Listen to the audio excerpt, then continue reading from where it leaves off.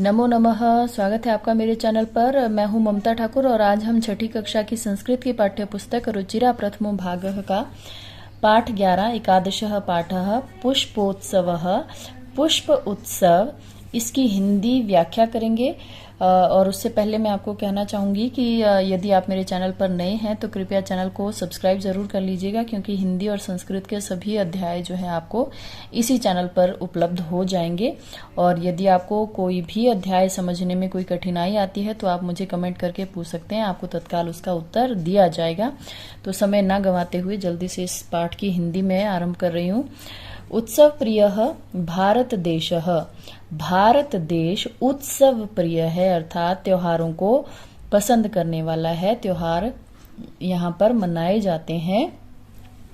अत्र कुत्रचित् शस्योत्सवः भवति, कुत्रचित् पशुत्सवः भवति, कुत्रचित् धार्मिकोत्सवः भवति, कुत्रचित् च यानोत्सवः। यहाँ कहीं पर फसलों का उत्सव होता है, कहीं पर पशुओं का उत्सव होता है, कहीं पर धार्मिक उत्सव होता है और कहीं पर यान उत्सव, यान कहा जाता है वाहन, वाहनों का उत्सव होता है। एतेषु एव अस्ति अन्यतमः पुष्पोत्सवः इति।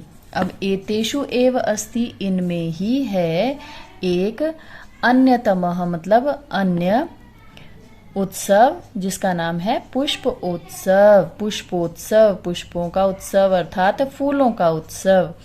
अयम फूल वालों की सैर इति नामना प्रसिद्धः अस्ति। अब ये जो पुष्पोत्सव है ये किस नाम से प्रसिद्ध है? यह फूल वालों की सैर इस नाम से प्रसिद्ध है। देहल्याः मेहरोली क्षेत्रे अक्टूबर मासे अस्य आयोजनम भवति। देहल्याः अर्थात दिल्ली के मेहरोली क्षेत्र में अक्टूबर मास में इसका आयोजन होता है। अस्मिन् अवसरे तत्र बहुविधानि पुष्पाणि दृश्यन्ते। इस अवसर पर वहाँ बहुत सारे पुष्प फूल दिखाई देते हैं। परम प्रमुखम आकर्षणम तु अस्ति पुष्प निर्मितानि व्यजनानि। परंतु प्रमुख आकर्षण तो होता है फूलों से निर्मित या फूलों से बनाए गए पंखे। जनाः एतानि पुष्प व्यजनानि योगमाया मंदिरे बख्तियार काकी इत्यस्य समाधि स्थले च अर्पयन्ति।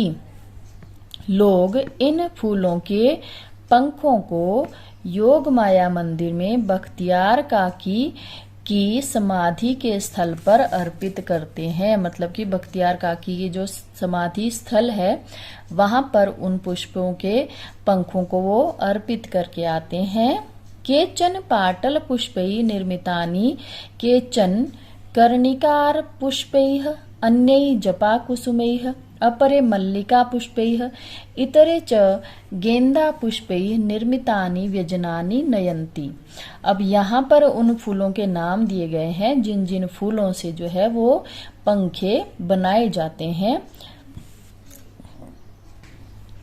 कुछ पाटल पुष्पैः निर्मितानि, कुछ गुलाब के फूलों से निर्मित होते हैं। और केचन कर्णिकार पुष्पैः, कर्णिकार होते हैं कनेर के फूल। ये सब जो है फूलों की प्रजातियों के नाम हैं। अन्य जपा कुसुमे, जपा कुसुम जो है गुड़हल के फूल को कहा जाता है। और अपरे मल्लिका पुष्पैः, दूसरे जो है चमेली के फूलों से। इतरे च गेंदा पुष्पैः, दूसरे गेंदा, गेंदा के फूल से जो है निर्मितानि व्यजनानि नयन्ति। निर्मितानि मतलब बने हुए पंखे लेकर जाते हैं। कुछ लोग गुलाब के फूलों के निर्मित पंखे ले जाते हैं, कुछ जो है कनेर के फूलों के, कुछ गुड़हल के, कुछ चमेली के और कुछ गेंदा के फूलों से बने हुए पंखे वहां पर ले जाते हैं।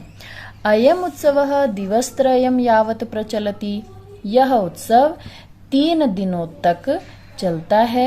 एतेषु दिवसेषु पतंगानाम उड्डयनम विविधाः की क्रीडाः मल्लयुद्धम च अपि प्रचलति। इन दिनों में पतंगानाम मतलब कि पतंगे क्या होते हैं? पक्षी जो होते हैं पतंगे। और पतंग पतंग को भी, यहाँ पर पतंग जो है एक पक्षी उड़ने वाला भी होता है, लेकिन यहाँ पर पतंगों का उड्डयनम कहा गया है। तो यानी कि ये आप लोग जो पतंग हवा में आकाश में उड़ाते हो उसकी बात की जा रही है कि इन दिनों में पतंगों को उड़ाया जाता है और बहुत सारे क्रीड़ा मतलब खेल मल्ल युद्धम च अपि प्रचलती,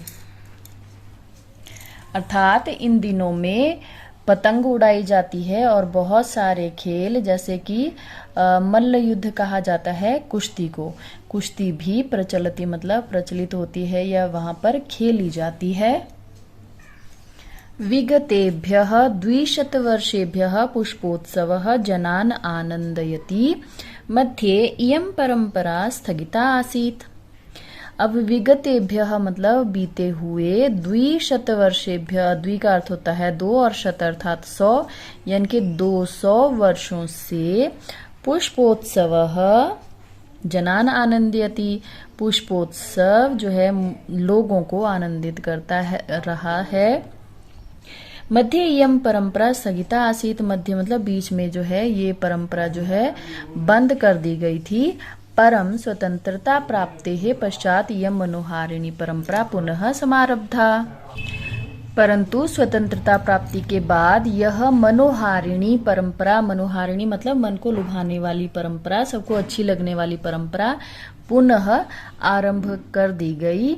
और पुष्पोत्सवः अद्यापि सोल्लासम सोत्साहम च प्रचलति, और यह पुष्पोत्सव अद्यापि अर्थात आज भी उल्लास पूर्वक और उत्साह पूर्वक प्रचलति मतलब मनाया जाता है। आशा है आपको इसका हिंदी अनुवाद समझ आया होगा। अगर वीडियो को अंत तक देखने का बहुत बहुत धन्यवाद।